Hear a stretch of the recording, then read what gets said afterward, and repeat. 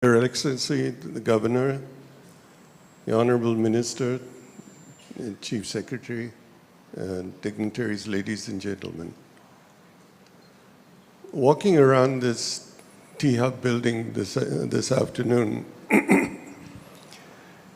could not but help me feel that I was looking at a new face of India, one of the new faces of India. The face of entrepreneurship, innovation, and enterprise. Entrepreneurship and the sense of enterprise is not new in India. We're a nation of people who have been shopkeepers, small cottage industry managers and owners.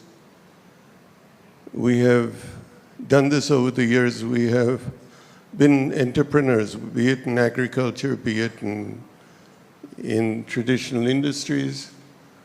And yet we have not been recognized all over the world as an enterprising country.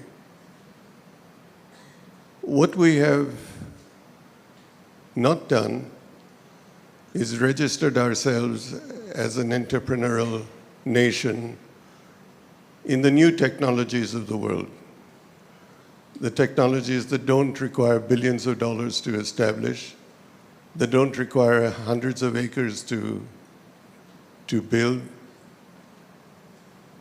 Enterprises that are built on innovation that's in your mind,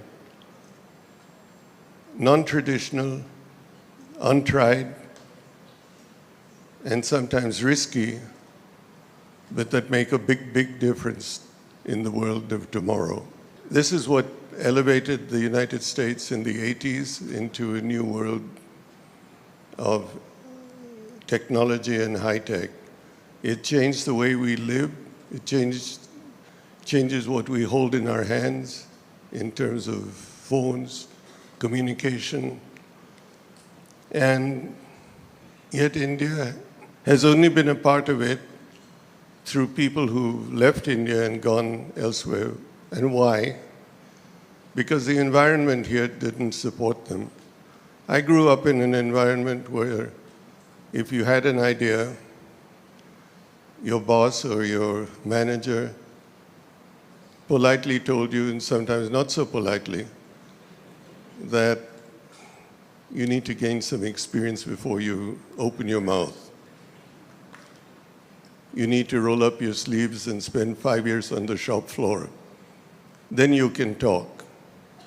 And that's not what enterprise is today. Enterprise today is an ability of someone who may be in his 20s, who has a good idea, and he needs to find a way to implement them.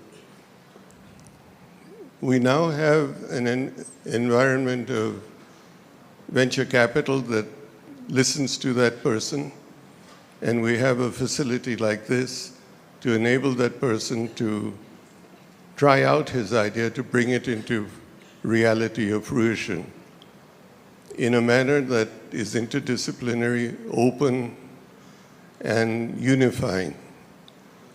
So this is, in fact, the first look at the new India of tomorrow. Tomorrow, day after tomorrow, etc. Not only in e-commerce, not only in e-retailing, etc., but in the exciting area of medical remedies, medical treatment, stem cells, life sciences, and this can be the starting point of that new wave. And so it's a great privilege to be here today.